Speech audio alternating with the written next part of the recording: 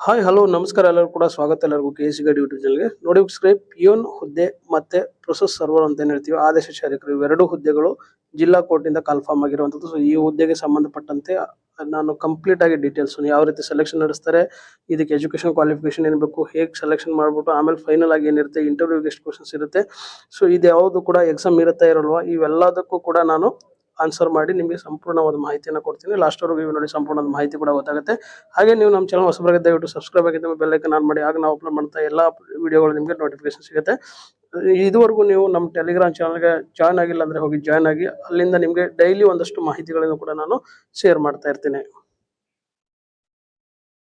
So ಇದು ನೋಡ್ತಾ ಇದ್ದೀರಾ ನೀವು, ಯಾದಗಿರಿ ಡಿಸ್ಟ್ರಿಕ್ಟ್ ಕೋರ್ಟಿಂದ ಕನ್ಫರ್ಮ್ ಆಗಿರುವಂತಹ ಒಂದು ನೋಟಿಫಿಕೇಶನ್. ಇದರಲ್ಲಿ ಎರಡು ರೀತಿಯ ಹುದ್ದೆಗಳಿದ್ದಾವೆ. ನಾನು ಆಲ್ರೆಡಿ ಹೇಳಿದಂಗೆ ನಿಮಗೆ ಈ ಎರಡು ರೀತಿಯ ಹುದ್ದೆಗಳು ಕೂಡ ಕಲ್ಯಾಣ ಕರ್ನಾಟಕಕ್ಕೆ ಸಂಬಂಧಪಟ್ಟಂತದ್ದು. ಒಂದು ಪಿಯೋನ್ ಪೋಸ್ಟ್ ತಮ್ಮ 5 ಪೋಸ್ಟ್ ಇದಾವೆ. ಅದೇ ಪ್ರೊಸೆಸರ್ ಅಂತ ಹೇಳ್ತೀವಿ, ಆದೇಶ ಜಾರಿಕರು ಅಂತ ಹೇಳಿ, ಅದರ ಒಂದು 9 ಪೋಸ್ಟ್ಗಳು ಖಾಲಿ ಇರುವಂತದ್ದು.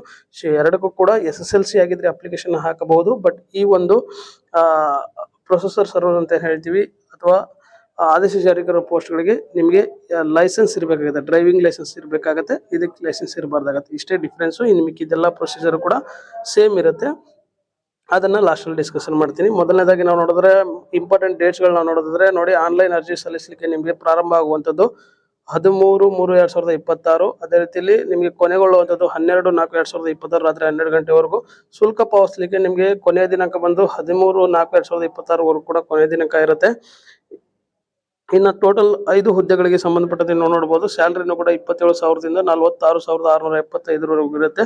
ಮತ್ತೆ ಯಾವ ರೀತಿ ಇದನ್ನ ಡಿವೈಡ್ ಮಾಡಲಾಗುತ್ತೆ, ವರ್ಗೀಕರಣ ಮಾಡಲಾಗುತ್ತೆ, ಯಾವ ಒಂದು ಅಂದ್ರೆ ಯಾವ ರಿಸರ್ವೇಶನ್ ವೈಸ್ ಎಷ್ಟು ಡಿವೈಡ್ ಮಾಡಲಾಗುತ್ತೆ ಅನ್ನೋದು 5 ಪೋಸ್ಟ್ಗಳಿಗೂ ಕೂಡ ನೋಡಬಹುದು. ಆ 9 ಪೋಸ್ಟ್ಗಳಿಗೂ ಕೂಡ ಆಮೇಲೆ ತೋರಿಸ್ತೀನಿ. ವಿದ್ಯಾರ್ಥಿಗೆ ಸಂಬಂಧಪಟ್ಟಂತೆ ನಾನು ಆಲ್ರೆಡಿ ಹೇಳಿದಂಗೆ SSLC ಆಗಿರ್ಬೇಕು. ಇದರಲ್ಲಿ ಇಂಪಾರ್ಟೆಂಟ್ ಪಾಯಿಂಟ್ ಏನಪ್ಪಾ ಅಂದ್ರೆ, ಕೆಲವೊಬ್ಬರಿಗೆ ಗ್ರೇಡ್ಸ್ ಅಲ್ಲಿ ಮಾರ್ಕ್ಸ್ ಅನ್ನ ಕೊಡಲಾಗುತ್ತೆ. ಈಗ ಹಳೆ ಸ್ಟೂಡೆಂಟ್ಸ್ ಗಳಾಗಿದ್ರೆ ಆ ಗ್ರೇಡ್ಸ್ ಅಲ್ಲಿ ಮಾರ್ಕ್ಸ್ ಕೊಟ್ಟಿರುವಂತವ್ರಿಗೆ ಏನ್ ಮಾಡ್ಬೇಕಪ್ಪ ಅಂದ್ರೆ, ಆ ಪರ್ಟಿಕ್ಯುಲರ್ ಸ್ಕೂಲ್ಗೆ ಹೋಗ್ಬಿಟ್ಟು ಅವ್ರನ್ನ ಗ್ರೇಡ್ಸ್ ಅನ್ನ ಪರ್ಸೆಂಟೇಜ್ ವೈಸ್ ಕನ್ವರ್ಷನ್ ಒಂದು ಕಾಪಿ ತಗೊಂಡ್ ಬರ್ಬೇಕಾಗುತ್ತೆ. ಇಲ್ಲಾಂದ್ರೆ ಅದು ಇನ್ವ್ಯಾಲಿಡ್ ಆಗುತ್ತೆ. ಅಂದ್ರೆ 620ಕ್ಕೆ ಎಷ್ಟು ಸ್ಕೋರ್ ಬರುತ್ತೆ ಅದನ್ನ ತಗೊಂಡ್ಬರ್ಬೇಕಾಗುತ್ತೆ. ಆ ಪರ್ಸೆಂಟೇಜ್ ಮೇಲೆ ಸೆಲೆಕ್ಷನ್ ಆಗುವಂತದ್ದು. ಇನ್ನ ನಾವು ಆಯ್ಕೆ ವಿಧಾನಕ್ಕೆ ಸಂಬಂಧಪಟ್ಟಂತೆ ನೋಡೋದ್ರಲ್ಲಿ ನೋಡಿ, ನಿಮ್ಗೆ ಈ SSLC ಏನ್ ಸ್ಕೋರ್ ಮಾಡ್ತಾರೆ ಅದರ ಬೇಸ್ ಮೇಲೆ, ಅಂದ್ರೆ ಯಾವುದೇ ರೀತಿ ಎಕ್ಸಾಮ್ ಇರಲ್ಲ, ಅದರ ಬೇಸ್ ಮೇಲೆ 1:10 ಲಿಸ್ಟ್ ಅನ್ನ ನಿಮ್ಗೆ ಅನೌನ್ಸ್ ಮಾಡ್ತಾರೆ. ಅವಾಗ ಇಂಟರ್ವ್ಯೂ ಕರೀತಾರೆ. ಇಂಟರ್ವ್ಯೂಗೆ 10 ಮಾರ್ಕ್ಸ್ ಇರುತ್ತೆ. ಸೊ 10 ಮಾರ್ಕ್ ಅಲ್ಲಿ ಏನ್ ತಗೊಂತೀರಾ, ಮತ್ತೆ ಈ ಬೇಸ್ ಮೇಲೆ ಏನ್ ತಗೊಂಡಿರ್ತೀರಾ, SSLC ಏನ್ ತಗೊಂಡಿರ್ತೀರಾ ಅದ್ರ ಬೇಸ್ ಮೇಲೆ ನಿಮ್ಗೆ ಫೈನಲ್ ಸೆಲೆಕ್ಷನ್ ಆಗುತ್ತೆ. ಫೈನಲ್ ಸೆಲೆಕ್ಷನ್ ಆದ್ಮೇಲೆ ನಿಮ್ಗೆ ಜಾಯ್ನಿಂಗ್ ಕೊಡ್ತಾರೆ. ಸೊ ಇಷ್ಟು ಕೂಡ ಇರುತ್ತೆ. ಸೊ ಇದನ್ನ ಕೂಡ ನಾವು ನೋಡಬಹುದು. ಇದರಲ್ಲಿ ನೋಡಿ, ವಯೋಮಿತಿಗೆ ಸಂಬಂಧಪಟ್ಟಂತೆ ಬಹಳಷ್ಟು ಇಂಪಾರ್ಟೆಂಟ್ ಆಗಿರುವಂತದ್ದು. ಬಿಕಾಸ್ 5 ವರ್ಷ ರಿಲ್ಯಾಕ್ಸೇಷನ್ ಕೊಡ್ತಾರೆ ಇಲ್ವಾ ಅನ್ನೋದು ಕೂಡ ಬಹಳಷ್ಟು ಕನ್ಫ್ಯೂಷನ್ ಇತ್ತು. ಸೊ 5 ವರ್ಷ ರಿಲ್ಯಾಕ್ಸೇಷನ್ ಕೊಡ್ತಾರೆ ಅಂತೇಳಿ ನಾನು ಯೂಟ್ಯೂಬ್ ಅಲ್ಲಿ ಕಾಮೆಂಟ್ ಮಾಡ್ತಿದ್ದ ಒಬ್ಬರಿಗೆ ಹೇಳಿದ್ದೆ.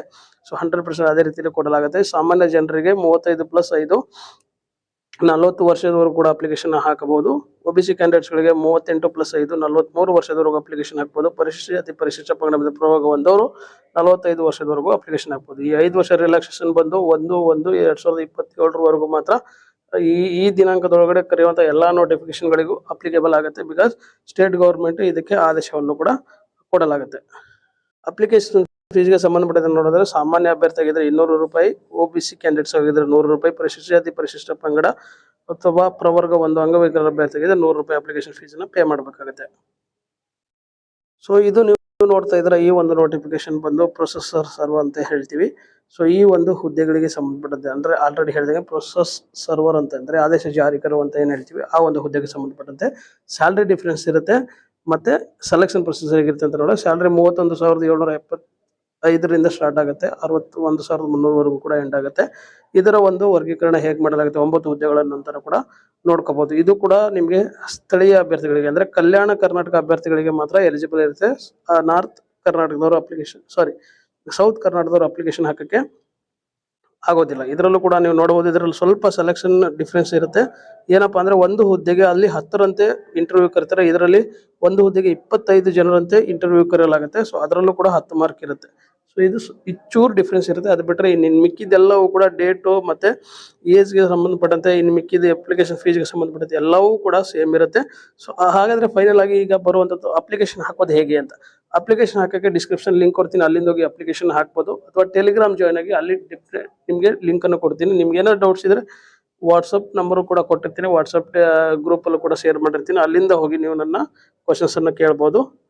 ಇದೇ ರೀತಿ ಅಪ್ಡೇಟ್ಸನ್ನು ಪಡೆಯಲು ನೀವು ನಮ್ಮ ಚಾನಲ್ ಸಬ್ಸ್ಕ್ರೈಬ್ ಆಗಿ ಮತ್ತು ನಿಮ್ಮ ಎಲ್ಲ ಸ್ನೇಹಿತರಿಗೂ ಶೇರ್ ಮಾಡಿ ಅಂತ ಹೇಳ್ತಾ ಈ ವಿಡಿಯೋನ ಮುಗಿಸ್ತಾ ಇದ್ದೀನಿ.